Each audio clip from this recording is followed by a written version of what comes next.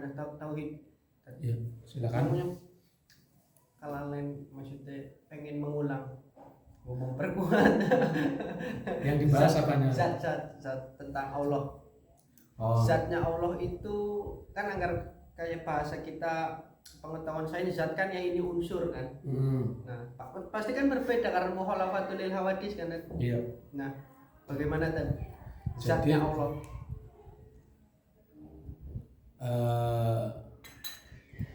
Bahasa zat itu kan secara umum.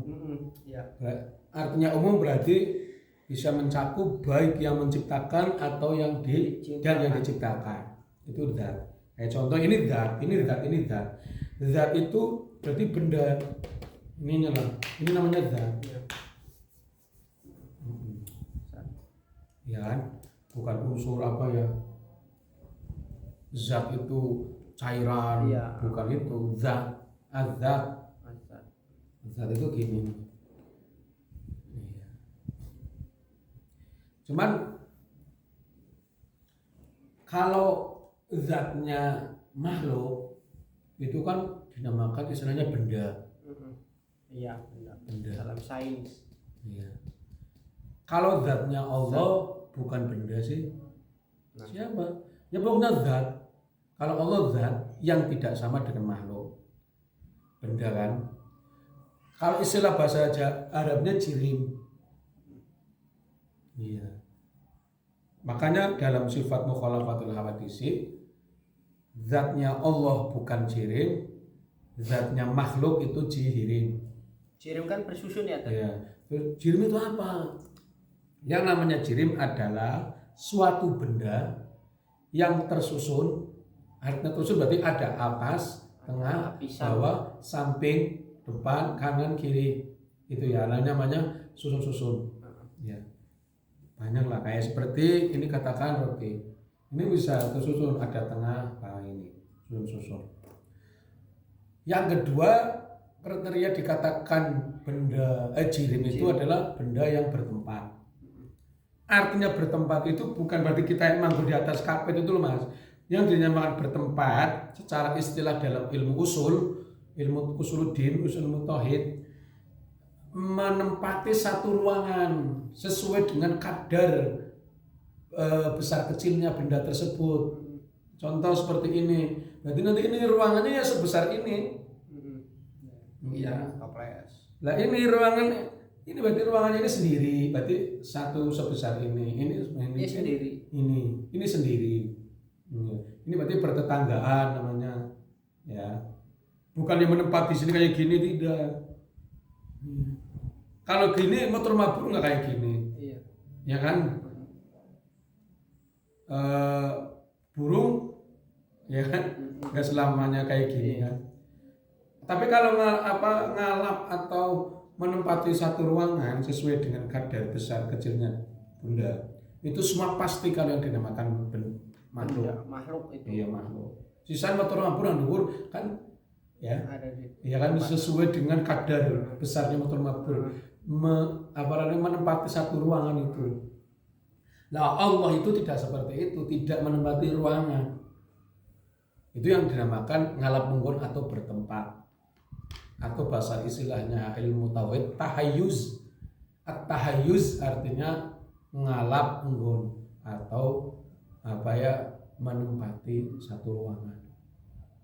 Itu. Ya ruangannya semene. Ya, ngalap mungkur. Eksistensi ya zat iya. itu. Jadi jangan dipahami satu ngalap mungkur itu bertempat kayak kita ini. Iya, kayak buku di atas meja nang lemari. Iya, kita salah itu.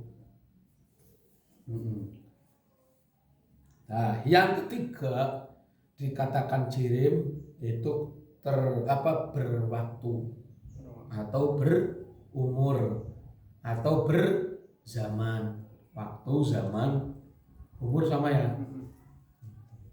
Pasti itu makhluk. Itu datnya dinamakan jirim. Artinya kemarin, sekarang itu berarti sudah dia berarti makhluk. Iya. Dia persifatan bersama. Wingi sampean biyen. Nah, berarti sudah jirim. Terus dikatakan jirim yang keempat bendanya itu berarah. Ya. Berarah atau mempunyai arah. Ya. Kalau berarah dengan itu beda. Kalau berarah berarti kan saya di atas, di bawah, itu berarah. Nih, saya di sebelah, nah berarti mempunyai arah. Saya di sebelah Marco, saya di sebelah selatan Marco, berarti kan saya punya arah bergerak. Itu pasti jirim makhluk. Terus yang kelima, kriteria dikatakan zat itu jirim, yaitu persifatan kalau bergerak itu diam. Itu pasti salah satunya. Kalau ada benda atau ada zat itu kalau nggak gerak ya diam, pasti itu jirim. Kalau jirim pasti makhluk. Kalau makhluk berarti diciptakan oleh Allah. Nah, orang gerak kan. Ada zat orang menang berarti zatnya Allah. Udah makhluk. Itu makhluk. Kalau sudah makhluk berarti kalau nggak gerak ya diam. Gitu loh. Makanya ini lagi membedakan antara sang Khalik dan sang makhluk. Ya. Zat ya.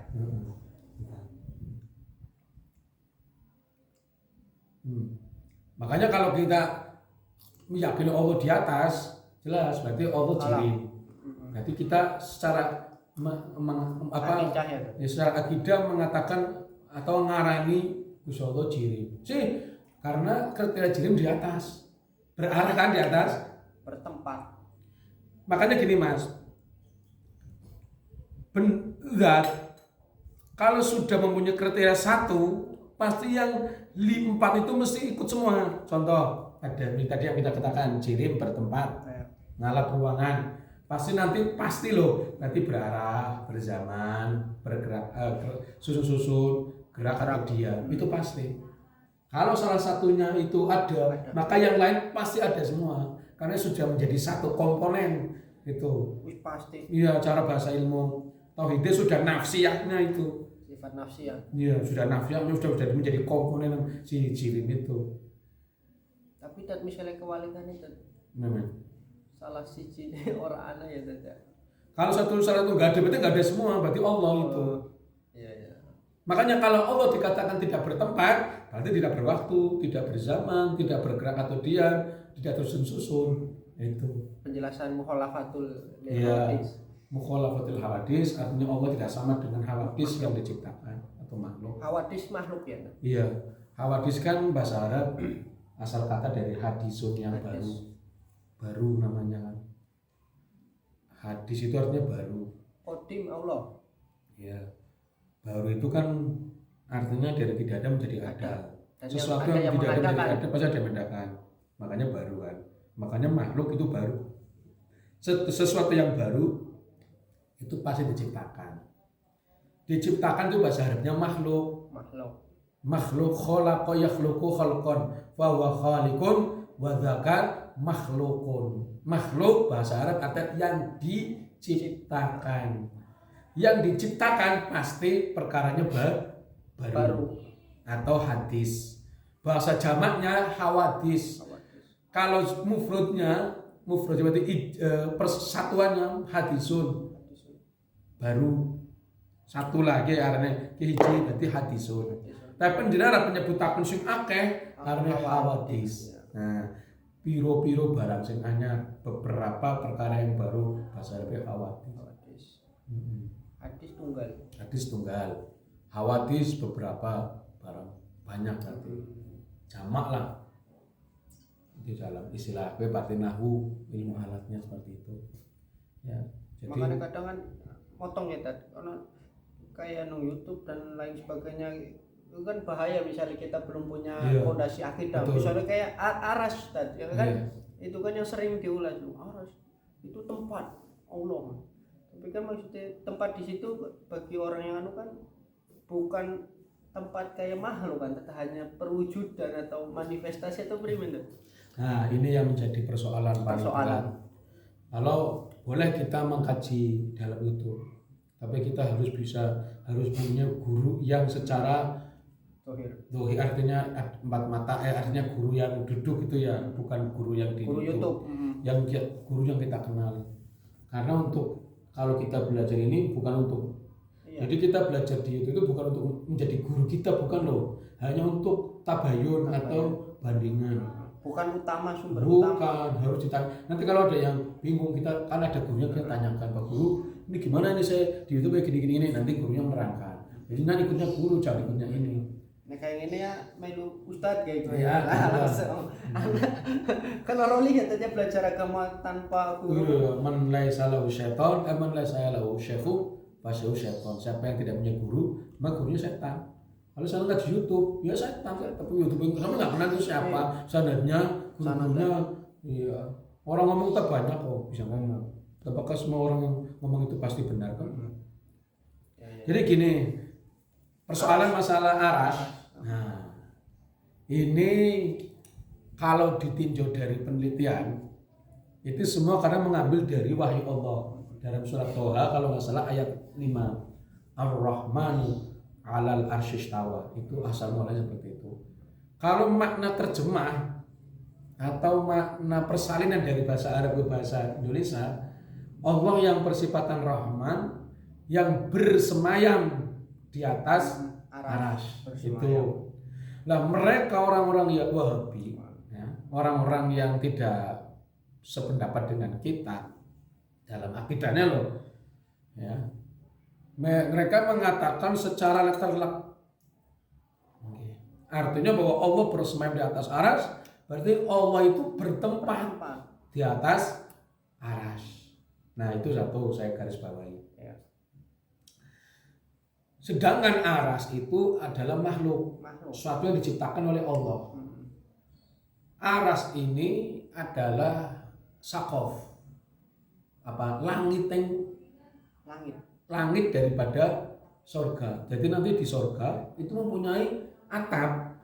Nah, atapnya itu yang dinamakan aras. Itu loh, paham nggak? Kalau di sini kan bumi atapnya langit. Kalau di sorga nanti atapnya itu namanya aras. Ya diciptakan oleh Allah. Makhluk juga. Ya makhluk yang diciptakan sama dengan surga diciptakan, arasnya diciptakan kayak gini. Ini surga, ini atap.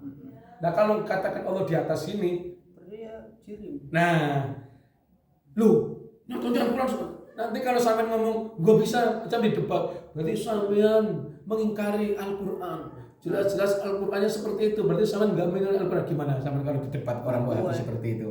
Menjawab. Makanya karena kan itu kan ini redaksinya begitu. Ya, redaksinya seperti itu. Tapi ingat bahwa Al-Qur'an itu ayatnya ada dua. Ada dua. Yang pertama dinamakan ayat muhkamat. Yang kedua pertama muhkamat, yang kedua mutasyabihat. Ya kan? Yang muhkamat itu ayat yang kalau diterjemahkan atau diartikan tidak berseberangan dengan akidah sesuai, maka dinamakan muhkamat. Artinya di mana nih? Oh bisa adalah kayak Al-Qur'an, kayak aqimus sholat, dirikanlah sholat, kan berarti sesuai. Berarti enggak dilayani, itu artinya muhkamat. Kayak Ar-Rahmanu 'allamal Qur'an khalaqal insan, kan ada yang muhkamat. Artinya diterjemahkan enggak jadi persoalan. Artinya dalam akidah tidak berseberangan, itulah. Ada ayat yang kedua namanya mutasyabihat. Ini rada kelas tinggi ya. Ayat yang kedua namanya ayat mutasyabihat. Yang harus mutasyabihat itu ayat yang kalau diterjemahkan akan menjadi kebingungan atau berseberangan dengan akidah. Contoh seperti tadi Ar-Rahmanu 'alal arsyistawa, Allah bersemayam di atas aras. Secara lafal kan berseberangan, ya enggak? Loh, kan Allah bukan makhluk, bukan jirim. Kenapa di atas aras? Nah, sedangkan ayatnya seperti itu. Oh, berarti harus ada takwil. Harus ditakwil. Takwil. Iya, ditakwil. Ditakwil itu ditafsir lah.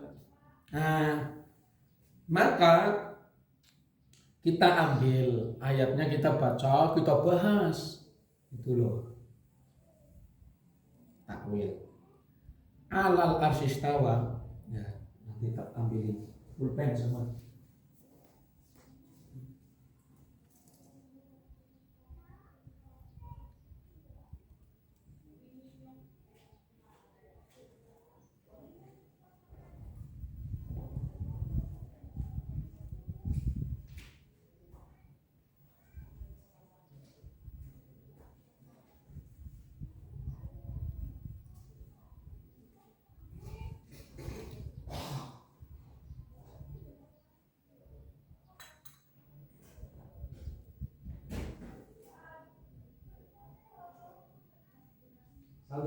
Mungut-mungut kok. Santai kayak ngaji kayak. Mau sejam ngebahas fikih tadi. Sejam tauhid ya.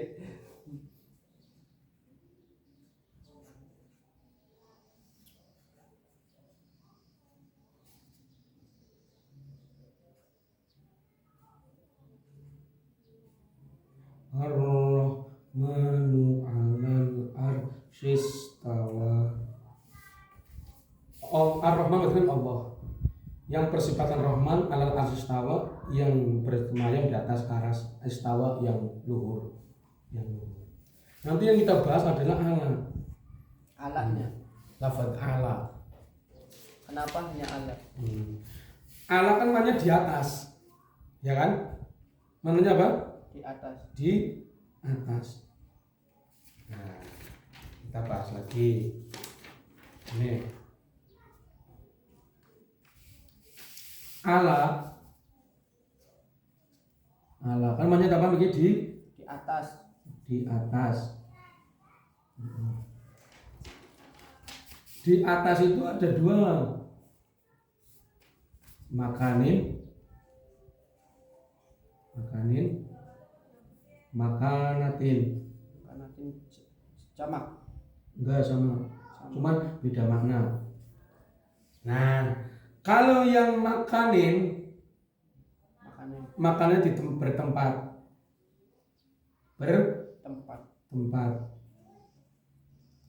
Kalau makanatin itu kekuasaan. Artinya. Ya, paham? Kalau yang makanin contoh.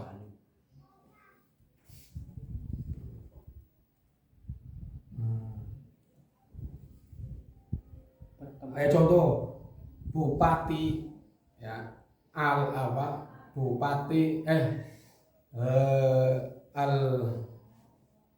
Marco di atas motor. Ya, berarti kan Marco alal sayaroh.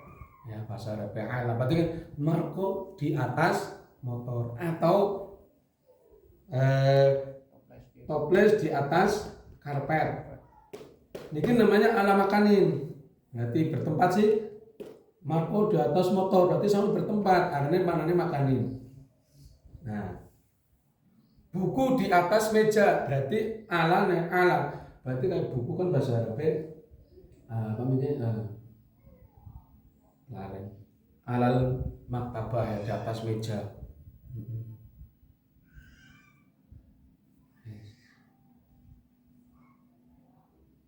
Atau basir alal maktabah, penghapus di atas meja. Ya.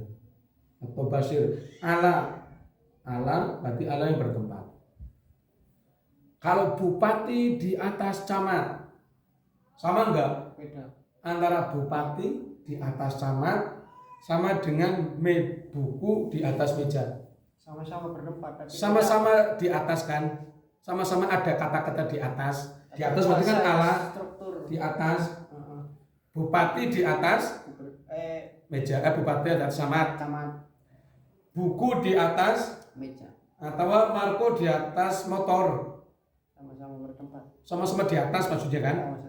Tapi kan sama-sama di atasnya kan beda. Kalau jenengan di atas motor kan bertempat.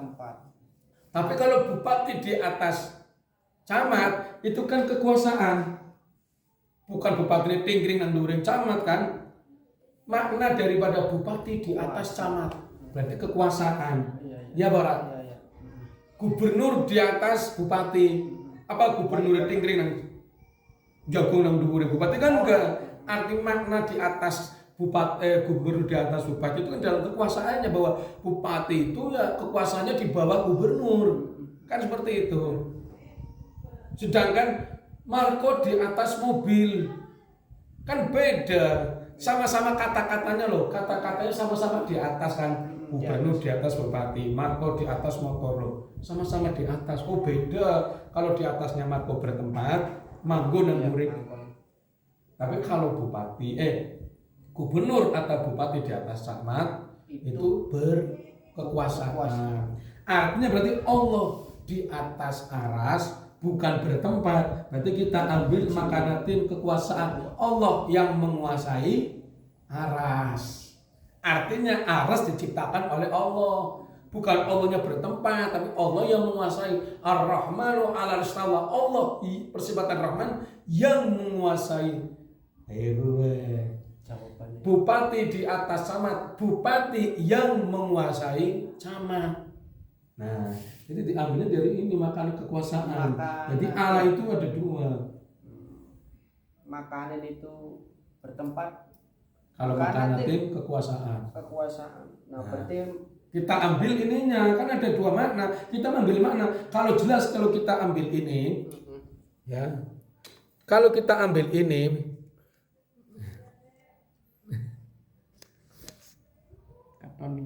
ya.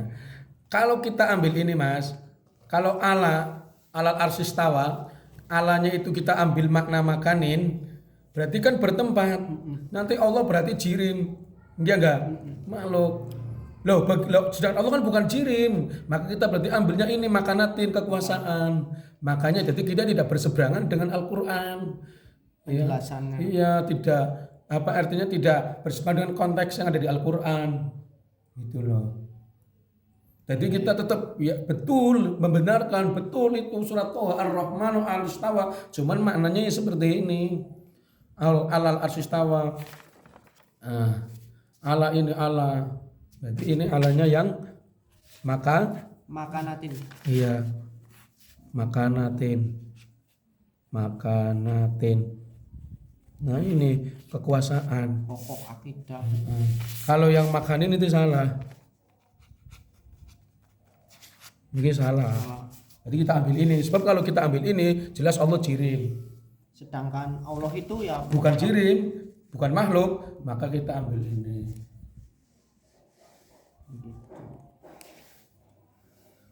Ya.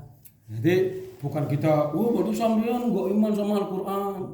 Itu sampean enggak, sampean. Tidak semua ayat itu muhkamah. Ada yang mutasyabihat. ini yang mutasabih. Ini yang mutasyabih termasuk. Yang harus ditakwil. Ya, contoh dalam Al-Qur'an ada kata-kata yadullah fawqa aydihim. Yadun artinya apa? Kalau bahasa terjemahan tangan. Yadullah utawi tangannya Allah fawqa aydihim. Kuwi nang dhuwure makhluk lah. Tapi kan maksud tangannya itu kan bukan Nah. tangan seperti makhluk, ya kan Dat? Nah, itu bisa ada yang melamai seperti itu, tapi kalau Imam Sanusi ahli tauhid itu ditakwil. Saya mau tanya, yadun itu biasanya kaitannya dengan apa? Tangan itu biasanya kan dengan kekuatan, kekuasaan, ya kan? Mati, mana Soekarno kan kekuatan kayak kekuasaan. Maka di mana ini yadun ada Allah kudrot, kekuasaan Allah. Ayo gue. Karena tangan itu identik dengan kekuatan. Ada di genggaman saya nih. Kalau saya menjadi presiden, ya, semua akan saya atur dengan pakai tangan saya. Bukan tangan kan kayak kekuatan, kekuasaan. Maka ditakwil di mana nih yadullah artinya ya kekuasaan Allah. Ada ulama yang seperti itu. Bukan tangan seaslinya, tapi kekuasaan karena identiknya tangan itu dengan kekuasaan. Ya kayak contoh presiden itu punya mata-mata di mana-mana. Nah, tapi kan udah matanya presiden anaknya kan. Betul, itu kan seperti itu. Kuasanya presiden. Presiden punya kekuasaan di mana-mana, artinya punya mata-mata, mempunyai spion di mana-mana. Kayak presiden punya kaki tangan banyak, tapi kan udah tangan itu itu namanya mutasyabihat. Harus dicerna. Iya, harus dicerna. Mesti orang ngerti kan? Iya kan. Aras. Si presiden akeh tangan ya. Sikile akeh. Sikile loro tok ra. Iya. Oh. Ya, itu contoh itu. Jadi apalagi di Al-Qur'an yang jelas-jelas kalamullah. Sinau tauhid ya. Mumet sing Iya. Jadi kalau jelas itu fatal. Kalau mengatakan Allah di atas aras, kalau akidah kami menyatakan itu jelas keluar dari Islam. Itu jelas. Karena di dalam akidah tidak ada perbedaan, tidak boleh ada di dalam. Boleh dalam furu'iyah ibadah boleh perbedaan. Boleh. Ada yang kunut, ada yang boleh, enggak menjadikan kafir. Tapi kalau dalam akidah kalau Tuhan itu satu, ya satu nggak boleh dua. Kalau Tuhan itu tidak bertempat, ya udah, berarti nggak bertempat. Yang bertempat itu makhluk. Berarti Anda mengatakan makhluk kalau Allah itu di atas aras. Kesalahan besar. Salah besar fatal, keluar dari agama Islam. Murtad. Ya murtad. Harus syahadat lagi dan taubat, belajar ilmu tauhid. Itu salah satu seperti itu. Berarti harus disyahadatkan ulang, Ustaz. Sebenarnya iya, cuman kan karena mereka menganggap dia benar gimana? Kecuali dia sadar, oh iya sadar, berarti salah. Syahadat. Nah, sementara dianya kan menganggap dia paling benar. Justru mereka mengatakan saya yang salah. Iya. Itu yang menjadi sulit. Nah, Makanya PR kayak ngono tadi misalnya tadi pertanyaan nih. Mereka yang terus nanti taubat begitu karena akidahnya salah. Kesaksian dalam syahadatnya harus dipersaksikan manusia kita apa ya syahadat dewek bae ngono tadi. ada dawet apa-apa. Syahadat dewek. Ada dawet terus tobat benar-benar ngaji sesuai dengan akidah kita, nggak masalah. Selalu kampura. Iya. Wis sing pokok kan tadi kawannya kan dibahas. Allah. Jadi aras memang. Lah terus lagi aras yang urung anak. Pangeran kan dia tadi. Tempat. Oh, di atas langit. Langit kan asalnya tidak ada. Iya, diadakan. Iya kan? Satu yang diciptakan berarti kan asalnya tidak ada dulu. Waktu nggak ada di mana? Iya kan? Lainnya kan bingung dia. Bingung.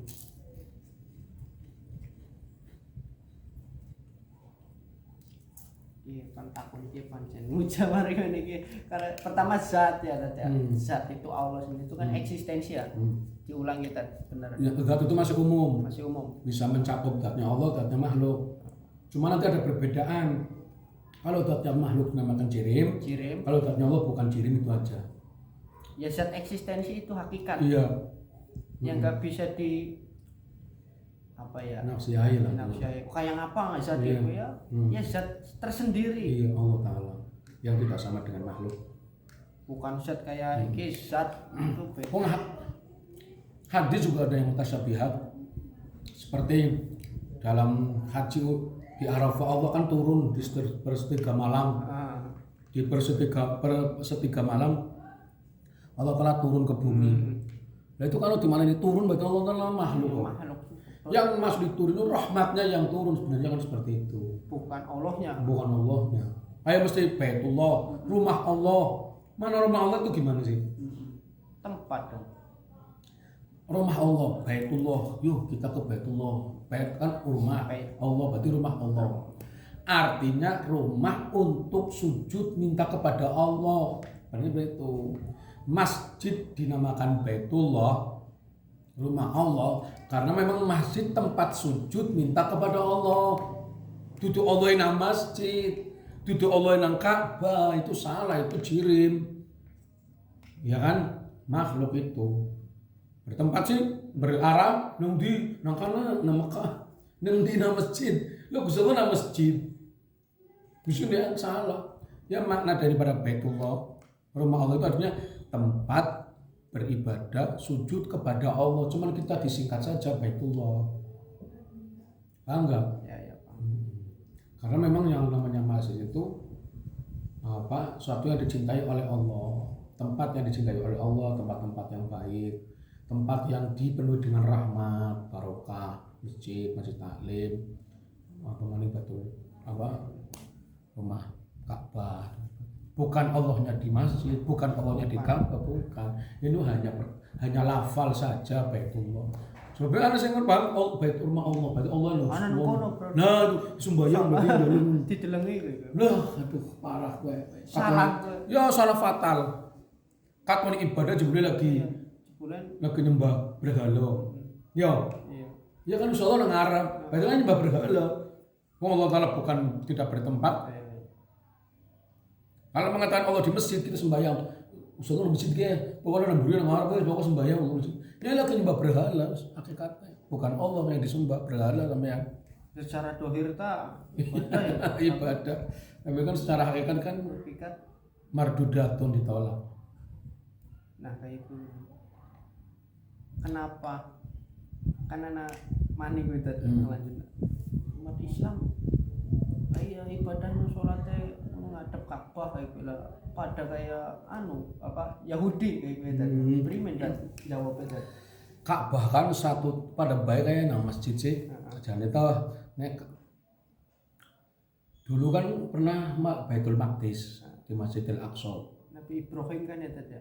Enggak, Baitul Maqdis dulu kan waktu pernah sembahyang madem Masjidil Aqsa zaman Rasulullah. Terus ayatnya dirubah oleh Allah, diganti lagi, dinasakh, dihapus, diganti lagi ke madhab Ka'bah. Artinya Ka'bah itu menjadi kiblatnya umat Islam. Lah kenapa kita menyembahnya? Kita sholat menghadapnya ke Ka'bah. Kenapa nggak ke utara apa ke selatan gitu kan? Nah, sebenarnya itu adalah karena kita lagi menuruti ketaatan saja kepada Allah Ta'ala. Ini perintah Allah. Yang merintahkan ke Ka'bah kan Allah. Seberapa kuat kamu diuji oleh Allah menghadap ke Ka'bah, seperti itu. Bukan Allahnya di Ka'bah. Seandainya pun Allah memerintahkan menghadap ke utara, ya ke utara karena dasarnya hanya perintah Allah kan. Kalaupun seandainya Allah memerintahkan kita selalu menghadap ke selatan, ya kita ke selatan. Karena semua hanya perintah Allah. Lah kenapa kita menghadap ke Ka'bah? Ya karena lagi menuruti perintah Allah. Bahwa pusat peribadatan ada di kiblat. Loh, terus bisa Gusti Allah merintah menghadap Ka'bah? Ya urusannya Allah. Allah terserah memerintahkan madhab kemana saja, urusannya Allah kan. Kita tidak boleh menuntut kenapa sih Allah memerintahkan kita salat menghadap ke Ka'bah. Itu dia nggak bisa menuntut sampai ke situ. Alasan Gusti Allah memerintah madhab ke Ka'bah itu apa? Loh, hak prerogatif Allah. Cara bahasa di Salawal kan kang murba mesesa Allah ing makhluk kabeh. Ya ora? Murba mesesa artinya kan apa? Terserah Allah, sehingga makhluk siapa Gusti Allah, sehingga Ka'bah siapa Allah, Allah Ta'ala karepe Allah, sekarepe Allah. Kita manusia diberi akal hanya untuk berpikir, ya seberapa kuat kita taat kepada Allah. Enggak usah banyak protes ketika kita diperintah oleh Allah, enggak nurut bae saya itu. Orang bilang, malaikat sih Gusti Allah jadi kuasa, kadang-kadang enggak ada malaikat ngebantu. Apa Gusti Allah mampu? Ya mampu. Lah itu kan, enggak ada malaikat urusannya Allah. Kalau kau nggak bikin malaikat, Allah Ta'ala mampu. Malaikat sendiri yang menciptakan Allah. Ya urusannya Allah, urusannya Allah. Hak prerogatif Allah. Ya enggak kita nggak boleh menuntut. Bisa sih. Bisa Allah nggak malaikat. Loh, takut bisa udah apa kok? Takon potong bisa. Iya, harus mati takon. Bisa nih. Urusan kita tuh hanya melaksanakan perintah saja, udah jangan dibikin pusing. Bagaimana sih Allah Ta'ala menciptakan langit, caranya bagaimana? Caranya nggak usah dipikir. Caranya nggak keprimin ya. Bisa langit kok kayak dulu lah kasakane, nggak boleh keprimin loh. Urusannya Allah, udah dari Allah. Kita hanya mengimani bahwa langit diciptakan oleh Allah itu saja udah. Langit bumi diciptakan oleh Allah itu saja. Nggak usah cara bagi bikinnya gimana. Cara keprimin material.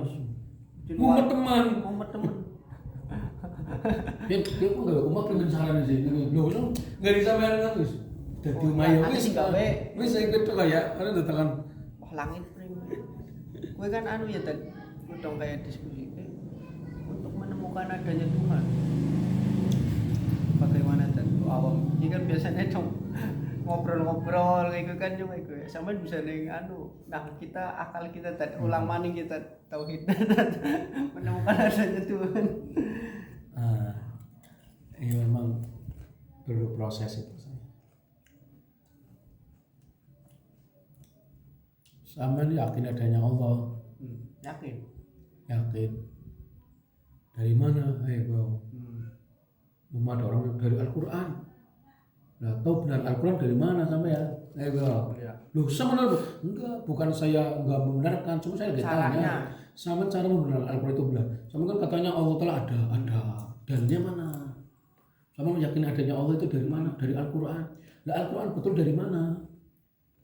Ya Rasulullah yang membawa. Lah sama orang menangi Rasulullah. Bagaimana membenarkan ajaran Rasulullah dari mana? Ya. Bingung mana yang betul dari Al-Quran. Enggak bolak-balik. Dur namanya. Karena sing ditanya Allah caranya. Allah dalilnya dari mana? Al-Quran. Al-Quran tahu betul dari mana? Dari Rasulullah. Tahu Rasulullah itu benar adanya dari mana? Dari Al-Quran. Balik mana kan enggak bisa itu. buntu nang kono. Iya. Nah, bisa. Kita meyakini adanya Allah itu tidak dari Al-Quran. Al-Quran itu setelah kita iman ya. Setelah kita iman. Iya, ya. Dzalikal kitabul la raiba hudan lil muttaqin. Alladzina yu'minuna bil ghaib. Quran itu bagi orang-orang yang beriman al-ghaib kepada Allah. Untuk kita berhujah kepada Lo belum paham Allah mau gimana Al-Quran ini nggak bisa. berarti menggunakan akal kan. Makanya yakin itu ada 3. Ada ilmu yakin, yang kedua ainul yakin, yang ketiga hakul yakin. Itu runtutan yang paling tinggi adalah hakul yakin. Kalau ilmu yakin seperti contohnya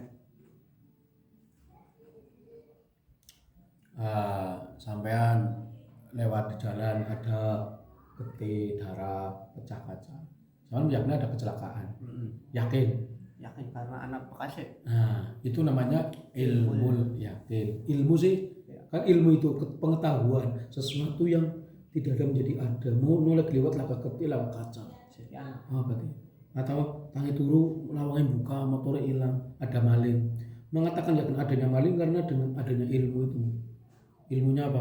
Ilmunya pengetahuan motornya sebab. Iya. Itu Ada yang namanya ainul yakin. Ainul yakin berarti sampean lagi jalan ada orang tabrakan. Kau menyaksikan? Ya kalau menyaksikan karena ainul yakin dengan pakai mata. Bukan orang tabrakan. Jadi siapa? Jadi nyong sih nyuruh dewek. Yakinnya karena ainul yakin. Jadi antara derajat dengan dari ilmu yakin, walaupun sama-sama yakin, tapi beda derajat. Iya, tapi beda derajat. Lalu ya ainul yakin paling tinggi, itu tinggi. Tapi tetap diterima semua karena ini dengan dalil. Ya. Yang ketiga adalah hakul yakin. Hakul yakin sampean dewek tabrakan. Hakul yakin. Hakul yakin. Orang jari-jari maning. Tapi aja. Iya kita. Merasakan. Mengapa sampai tabrakan kok? Sing ngertine curi gila nyongke kaya Aku yakin. Aku yakin. Nah, gitu. Dalam yakin adanya Allah juga kalau kita kelasnya harus salah satu itu. Salah satu. Iya, ilmu yakin lah. Setidaknya dengan ilmu. Dan ilmu. Ya kita kan dari lahir sampai sekarang belum pernah lihat Allah. Belum pernah lihat Allah kayak apa. Lalu kamu yakin adanya Allah dari mana? Nah, bisa nih sembayang kan kita ya. Nah ini dari bumi seisinya. Adanya Allah ya karena bumi langit ini diciptakan oleh Allah. Ya tahu ini diciptakan dari mana? Nah itu pembahasannya lama sebenarnya. Meyakini adanya Allah itu tidak bisa kita pakai mata, tidak bisa pakai telinga, tapi harus dengan ilmu itu tadi. Artinya dengan hati, akal dan hati kita. Ke proses pembahasan baru menemukan. Gitu. Oh ya sing 5 wingi kayak tadi ya, sing pembahasan pertemuan keloro ya. Iya. Untuk mencari akli ya. Iya. Mencari adanya Allah. Iya. Itu. Sebenarnya kan yang pertama mencari adanya Tuhan dulu kan. Kan karena Allah kan buat yang sudah beriman. Benar, iya. Itu kalau runtutannya seperti itu sebenarnya. Tapi kan karena kita kan sudah Islam ya, artinya udah kan hanya untuk bahasan saja, nggak apa-apa. Mana dalilnya adanya Allah? Ya langit bumi seisinya. Setelah tidak ada menjadi ada. Gitu. Barunya alam inilah. Sesuatu yang diciptakan pasti asalnya tidak ada. Ada yang menciptakan. Ya kayak sama orang gawe meja. Nanti kan meja ini lah di sini. Iya. Ya kan? Sampean arep gawe apa? Layangan. Berarti kan enggak ada layangan di sini. Semoga Allah telah arep gawe omah, berarti kan durung dia omah. Nek gawe omah kok yo main nang ndi? Durung gawe omah kok nang ndi? Insyaallah langit diciptakan. Berarti langit lakan di sini. Bumi diciptakan, berarti bumi lakan di sini. Allah telah menciptakan gunung, berarti gunung lakan di sini. Makanya berarti secara global langit bumi asalnya tidak ada semua. Karena diciptakan sih. Lah. Baru busanya ada berarti diciptakan. Nanti pembahasannya kan mungkin ada tuntutan. Loh, saya kan lahir langit sudah ada. Lahir dari Nabi Adam sudah ada. Tahunya langit bumi diciptakan oleh Allah dari mana? Dawa maning ya. Itu membutuhkan waktu yang lama. Kayaknya disambung ke maning tadi. Iya, kan sabar. Alon-alon. Iya, gua Ki wis part loro iki. Tadi wis sejam 36 menit tadi. Masyaallah. akal emang kan beda kan sing 10 giga, ada sing 15 giga. Jane nyotok kuat-kuat bae tadi. Makane nyong pengen teka. Tapi kan tetep benang sing nyangkol. Sebenarnya kalau mau bahas dengan orang-orang yang awam nol itu kalau sekedar duduk saja itu tidak bisa, hanya cuma memberi penasaran saja sama menimba Allah. Iya. Bisa nih Dari lahir pernah lihat Allah. Terus bisa nih. sama ngarani meyakini Allah Ta'ala ada dari mana? Jangan-jangan Allah Ta'ala nggak ada. Itu cara untuk memancing. Jangan-jangan Allah nggak ada. Sama kan? Sholat sembahyang ibadah macam-macam Allah. Apa Allah ada? Jangan-jangan Allah nggak ada. Gimana? Kan bingung dia kok. Iya. Gimana ya? Terus gimana? Oh ya ngaji sama ke situ ini. Nah, kalau saya tahu dalilnya. Karena pembahasan begini kalau Allah harus diuji kan ya. Iya. Akal kita orang bisa menang. Iya. Yang percaya, ya keprimen. Bagaimana Anda beriman? Betul. Kan syahadat kan asyhadu. Asyhadu Saya bersaksi bahwa tiada Tuhan selain Allah. dan Muhammad. Saya kami bersaksi. Pakainya apa? Adanya Allah. Buktinya apa? Kan harus ada bukti. Ayo, orang di pengadilan saja mau menjadi saksi harus ada buktinya kan. Ini Pak, saya bersaksi, ini korupsi. Buktinya apa? Wis pokok Pak saya bersaksi, ini Pak Marco mengambil HP saya Pak. Buktinya apa? Wis Pak, pokok cekel baik. Saya yakin, walaupun saya dipotong-potong badannya, saya dibunuh, saya yakin Marco itu maliknya. Tapi karena dia tidak bisa membuktikan, tetap saja walaupun dia punya mantap nggak diterima kan di pengadilan, karena belum ada dasar, nggak ada pembuktian. Hanya mantap-mantap toh. Semua juga saya bersaksi, wis pokoknya mantap karena Allah. Ya sama dalilnya apa, buktinya apa kalau sama ajak najis, wis pokoknya ya sama bisa. Di persidangan Allah nggak diterima. Iya. Makanya asyhadu itu kan sama sebenarnya seperti orang penyaksian. Kayak nyong maca nang bab awal mukadimah atau awalnya kifayatul awam ya tadi. Belum Sanusi kan bahwa tauhid itu imannya belum sempurna kan kalau ya tadi. Jadi kayak ngono kan kalau mukmin belum belajar tauhid, wajib ya hukumnya mukmin itu belajar tauhid. Buat fardu ain. Orang bisa kayak fikih ya apa tadi bahasanya meluni baik taklid kan oleh kan tauhid itu kita harus berpikir, harus mencari sendiri tapi maksudnya mencari sendiri tapi dengan koridor artinya tetap ada guru, ada gurunya. Gue nyong maca gue nang mukadimah. Kalau kita kan taklid toh. Wes ke sembahyang kayak gitu ya lu. Manut bae. Manut bisa di situ aja kiye. Ya ora bisa masih ngalahin sekali gue. Sujud bisa kayak ora kayak biasa tengah. Ya ora bisa. Bisa nih anggar sujud apa ruku lu ora kayak ngene. Ora kayak bae kira dan ngadep ngono. Lho karepe kowe tak nurut bae fikir kayak kowe ya. Sampai ngerti tauhid ora oleh. Tauhid ora. Bisa dikusul nang dhuwur ya ditakan. Bisa dikusul mustahil bertempat. Oh karena gini karena Allah bertempat akan menjadi berarti makhluk, kalau makhluk berarti diciptakan. Perdebatan panjang. Oke, dijeda dulu hasil ngaji langsung. Sampai jumpa.